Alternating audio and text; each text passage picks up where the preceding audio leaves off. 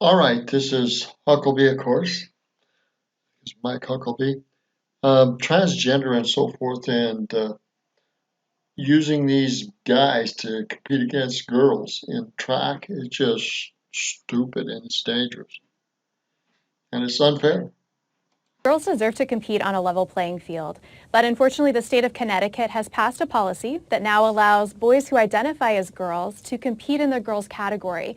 And as a result, young female athletes in Connecticut are losing out on podium spots, on championship titles, and opportunities to advance to the next level of competition. And one of those young athletes named Selena Soul started standing up and asking for help because those in Connecticut would not stand up and support her and push back on that policy. And so as a result, Alliance Defending Freedom got involved and now has the privilege of representing her and two other young female athletes. Let's make clear that when these boys who say they're transgender and they're competing as girls, these are not boys who have had surgical alterations. These are not boys who necessarily have fully embraced a female body. So they still have a male biological body, but they're participating as females. Is that correct? That's correct. The policy doesn't require anything other than simply that these males identify as female in order to compete in the female category with all of their inherent biological advantages. One of the interesting things, the ACLU... Now, again, they've got all the physical body of a male, probably even male reproductive organs too. And they shouldn't be able to compete against a female body or a female person. You should. You would think would be on the side of these young girls to give them equal rights. They're on the other side. Why is that?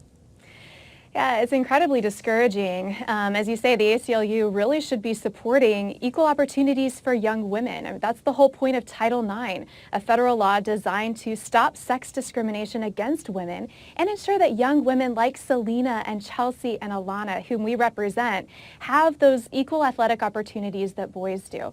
But unfortunately, that just is not the case in Connecticut and other states like it that allow boys to compete in the female category. What kind of response have these girls received from their fellow students and from the community as a result of their lawsuit? They've received a lot of support from the community. I think a lot of people are really upset about the idea of males coming in and taking away championship titles and opportunities from young women. But so many people, including other young female athletes, are afraid to speak out. They're afraid of being labeled hateful names, and they're afraid of the retribution that would come. So we're just so encouraged that Selena and Chelsea and Alana have had the courage to really take a stand on this issue, not just for themselves and their futures, but for other young women across the country as well. I don't think anybody is denying that there is a need for equality and respect. Title IX was supposed to address that so that female athletes were not given inferior facilities and inferior programs, that they had to have competitive programs. But what this would do was basically nullify everything that Title IX was supposed to help create for female athletes. That's right. It turns back the clock nearly 50 years on Title IX and the equal athletic opportunities it was designed to provide for young women.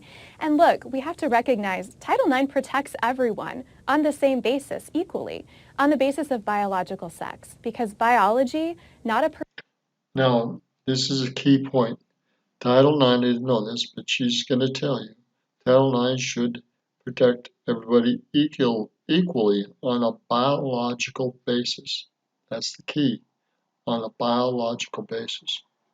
Person's identity is really what matters in athletics. You mentioned that female athletes who are now forced to compete against male athletes whose physiological capacity for maybe jumping higher, running faster, or hitting harder is a biological issue. It's not political, it's not social, it's biological. But it also points out, and I think you mentioned this, that it precludes these young ladies from being able to participate toward championships, and it could cost them college scholarships that they might have been able to compete for and win. So therefore, it does become an economic issue for them. Absolutely. Just by way of example, 2 male athletes alone in the state of Connecticut now hold 15 women's state championship titles that were once held by 9 different Connecticut girls. And these 2 males have taken away opportunities for my clients to advance to the next level of competition, really important competitions where they compete in front of college coaches. So it's really difficult to assess how much of an economic impact these 2 males alone have had on the futures of Chelsea and Selena and Alana. And we just want to We're just going to end it there. That's enough said. That's enough basis to know that this is just wrong. Financially, morally, physically, socially, it's wrong. And I'll just say it flat out. Shouldn't be allowed. This is where states are getting screwed up over gender, education, and other things, and sports now. So it's a messed up deal, and it's not right for young women to have to compete against men. They should be able to compete against women and not lose those financial scholarships, not lose those medals, awards, and recognition, because women should not be competing against men physically. Men physically are stronger, bigger, faster, jump higher, more powerful. Women should not be competing against men physically in sports. Period. I don't care what gender they say they are. They're men's bodies. Period. It's Roger Martin from Montana. Good day.